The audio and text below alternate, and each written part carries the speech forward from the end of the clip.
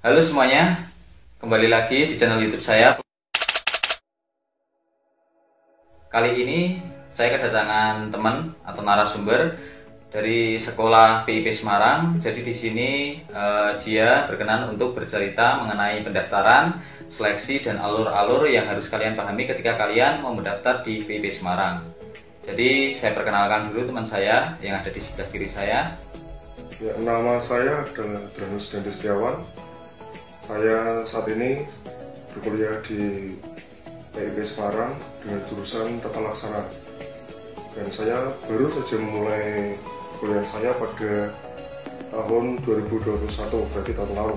Jadi ingatan-ingatan saya tentang pendaftaran dan cara mendaftar masih sangat fresh.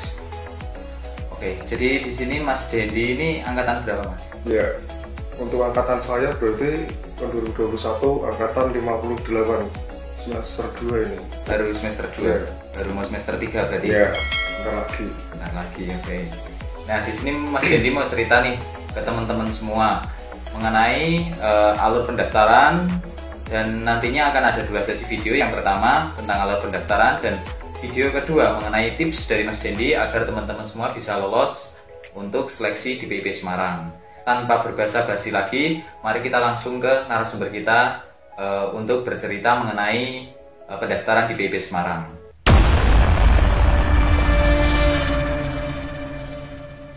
Untuk angkatan saya sendiri, angkatan 58, pada tahun 2021 itu membuka 3 jalur. Yang pertama pola pembibitan, yang kedua adalah jalur reguler non pola pembibitan, dan yang ketiga adalah jalur mandiri. Dan saya sendiri adalah taruna jalur mandiri. Sebelumnya saya juga mendaftar jalur pola pembibitan, jadi kurang lebih saya paham cara mendaftarnya.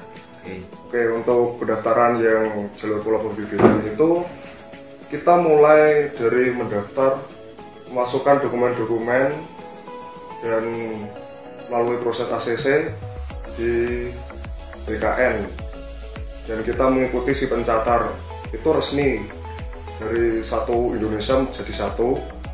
Nanti alurnya kita mendaftar di UPT, yaitu salah satunya PIP Semarang. Itu nanti kita seleksi secara bersama. Misalnya kita mau mendaftar ke universitas lain yang sama-sama Kementerian Perhubungan, kita bisa mendaftar ke PIP Semarang walaupun nanti kita masuknya ke PIP Makassar, atau justru malah kita masuknya ke Perhubungan Darat. Jadi selama itu masih di bawah Kementerian Perhubungan, kita bisa mendaftar di kemana aja dan tetap pada satu portal. Jadi alurnya nanti kita masuk ke BKN itu, menunggu dokumen di ACC, kemudian adalah kita membayar proses SKD. Setelah SKD nanti kita menunggu pengumuman. Setelah itu kita akan ditentukan lulus atau tidaknya. Setelah lulus atau tidak, kita melalui proses kedua, yaitu proses samapta. Nah, untuk samapta ini unik. Seperti yang saya katakan tadi, walaupun kita mendaftar di UPT lain, di universitas lain, kita bisa melakukan proses seleksi di UPT terdekat. Misalnya, saya tinggalnya di ruang lingkup Semarang, jadi yang terdekat PIP Semarang, karena itu di bawah Kementerian Perhubungan. Jadi saya bisa seleksi di situ, walaupun saya akan mendaftar ke Poltekbang, PIP Curug, PIP Semarang, PIP Makassar, ataupun ke Sorong. Selama itu masih di bawah Kementerian Perhubungan, tetap sah-sah saja. Lalu kemudian setelah samapta adalah proses kesehatan. Untuk kesehatan itu cukup unik, karena di angkatan saya itu saya istilahnya apa ya kalau bahasa Jawa, nunut ya, kayak nitip ya. Ya, nitip. Saya nitip di rumah sakit militer yang ada di Semarang. Oke, di Tugu Muda. Ya, semua Kementerian Perhubungan yang seleksi di UPT Semarang saat itu menjalani seleksi kesehatan di rumah sakit tersebut. Karena sebelum-sebelumnya juga mendaftarnya itu seleksinya kesehatan itu juga di rumah sakit yang berbasis militer. Itu mungkin karena kebijakan dari pusat dan kebijakan dari Kementerian Perhubungannya terus kayak gitu. Dan setelah kesehatan kemudian adalah proses seleksi akademik. Jadi selain SKD, akademik kita juga akan diseleksi lagi oleh seleksi akademik, dan akademik tersebut kemungkinan besar itu mengambil dari UPT yang kita tuju.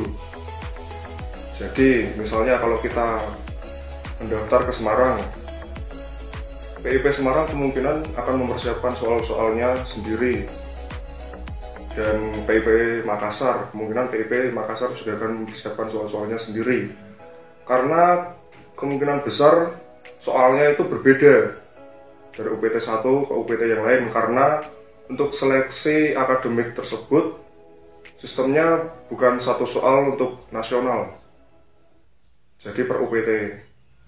Nah, setelah akademik adalah wawancara, dan setelah wawancara dan menunggu pengumuman apakah akan lulus atau tidak.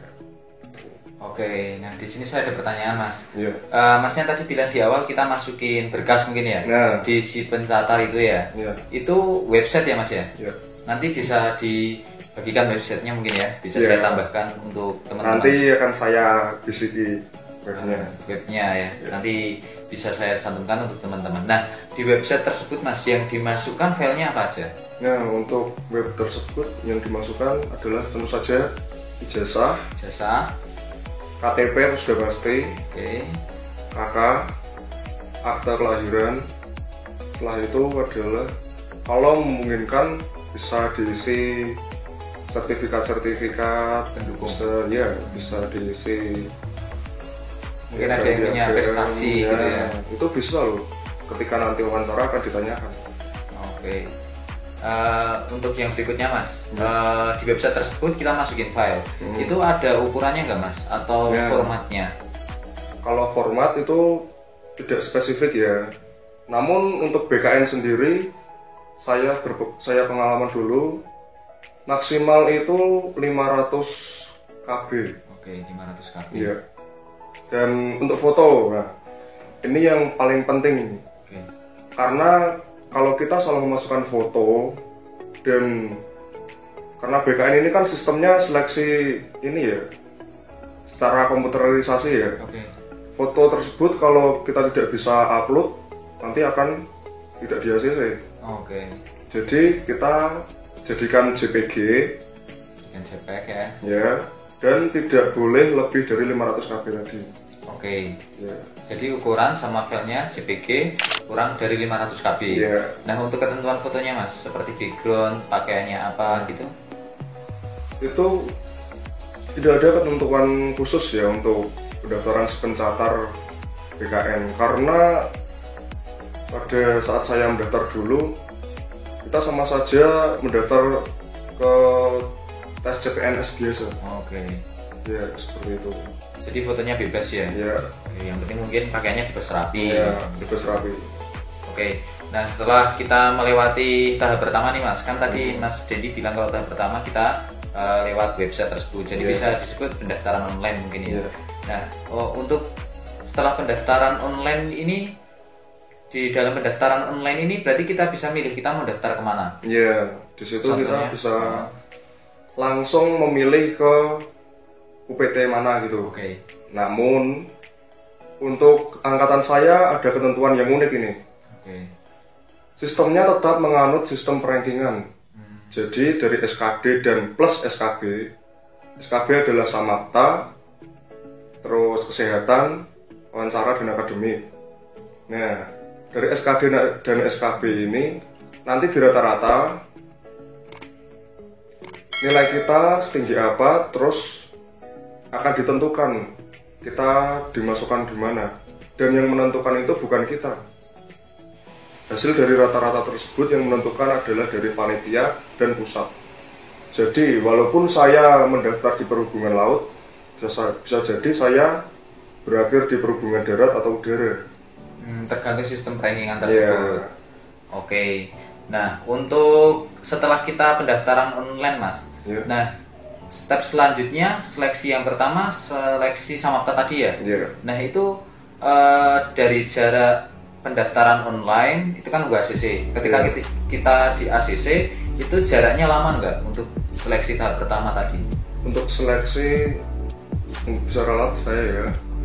Untuk seleksi samapta itu adalah seleksi tahap kedua. Tahap kedua. Jadi yang pertama adalah setelah berkas tadi adalah SKD. Nah, kita nunggu dulu SKD ini pengumuman. Biasanya jaraknya 1-2 bulan. Itu cukup lama ya. Dan setelah pengumuman tersebut nanti kita akan diberi pemberitahuan untuk dapat melaksanakan tes selanjutnya. Oke, berarti untuk step pertama pendaftaran online, yang kedua adalah SKD. SKD. Nah, ngomong-ngomong tentang SKD nih Mas, untuk mapelnya itu apa aja Mas? Untuk mapelnya, untuk SKD itu sebenarnya tidak spesifik ke mata pelajaran apa-apa gitu ya. Sebenarnya itu dalam SKD tersebut ada 3 aspek yang masih saya ingat, yaitu kita akan dinilai dari aspek psikologi kita. Kita dalam menghadapi masalah seperti apa, kita berada dalam tekanan seperti apa. Yang kedua adalah bagaimana kita menghadapi permasalahan jika permasalahan itu menyangkut hal-hal yang